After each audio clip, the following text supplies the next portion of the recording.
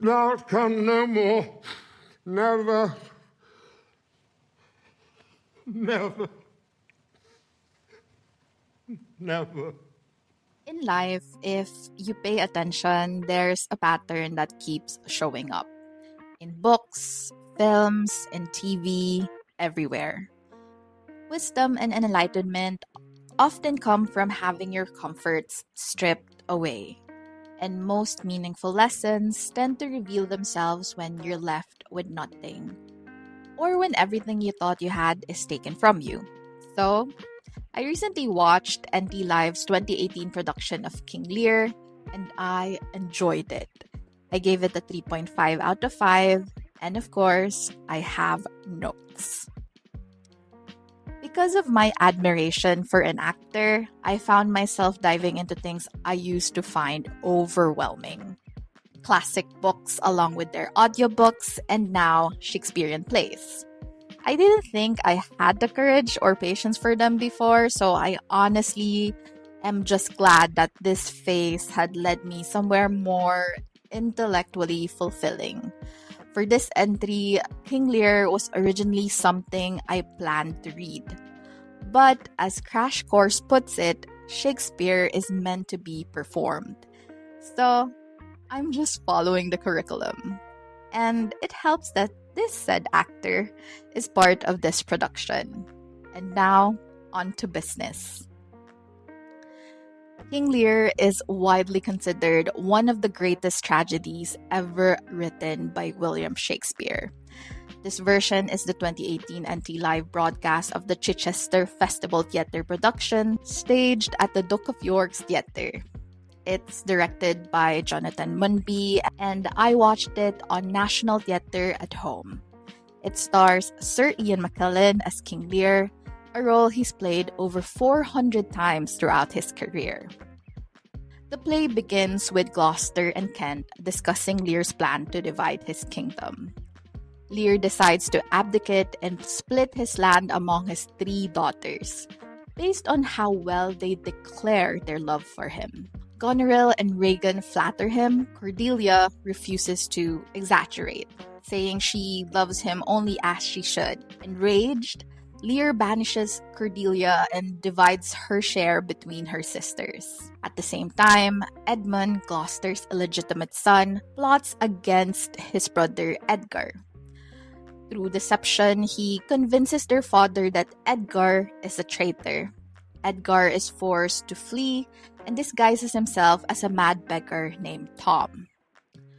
As the story unfolds, Lear descends into madness after realizing that the daughters who praised him don't truly love him.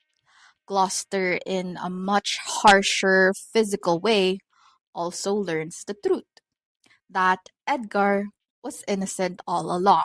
In the end, the children who were tested, Cordelia and Edgar, proved to be the only ones who are genuinely loyal, not just in words, but in action. At its core, King Lear is a tragedy through and through, and one of the best for me at that. You can still see its DNA in modern stories like Succession, and even in real-life family empires like the Murdochs. The production itself is gritty and bleak from beginning to end. It feels slightly modern in a very dystopian way. The set design is simple and effective, and it never distracts from the performances. The ensemble is a joy to watch, and Sir Ian McKellen in particular is just a gift to the stage. There's a depth in his portrayal that feels lived in, like he understood Lear on a level that goes beyond performance, and you can feel that history. Because by the end of the story, I think it's pretty clear that he's lost his faith. But in losing his faith, he's discovered his humanity. And yes, we have to talk about this guy. Even with my bias intact, I found his Edgar incredibly sad and captivating. It's an exhausting role both physically and emotionally, but he navigated it brilliantly. To be worst, The lowest and most dejected thing of fortune stands still in esperance, lives not in fear. The lamentable change is from the best. The worst returns to laughter.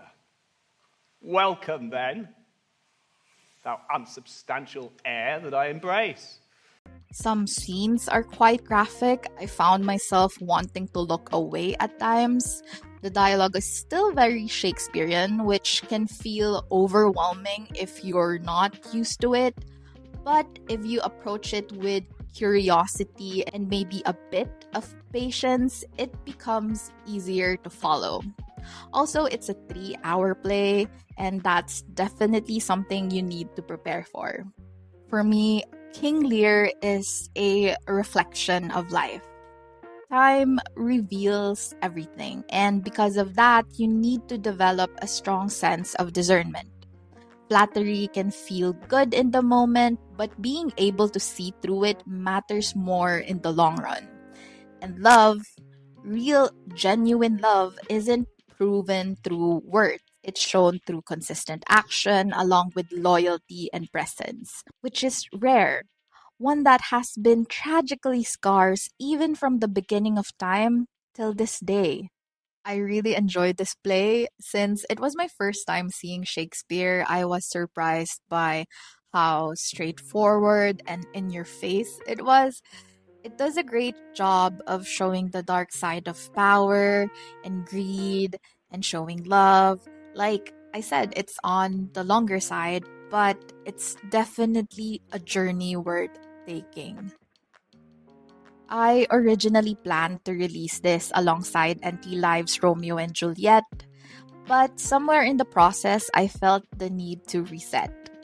Looking back at my past entries, I think I became too technical, too aware how everything should sound, especially now that there are so many tools and voices out there.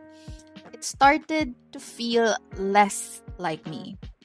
So this video, I feel like stand on its own, a small attempt to return to what I actually want this space to be. A place where I share stories and how they move me on my own terms. Also, fair warning, I am in a phase, obviously, so naturally, somehow, everything leads back to these two in particular. Bridgerton Season 4 opened this door for me, and for now, I'm just following where it goes. And that's it from my notes. If you've seen this production, I'd love to know what you think, and I'll see you in the next one.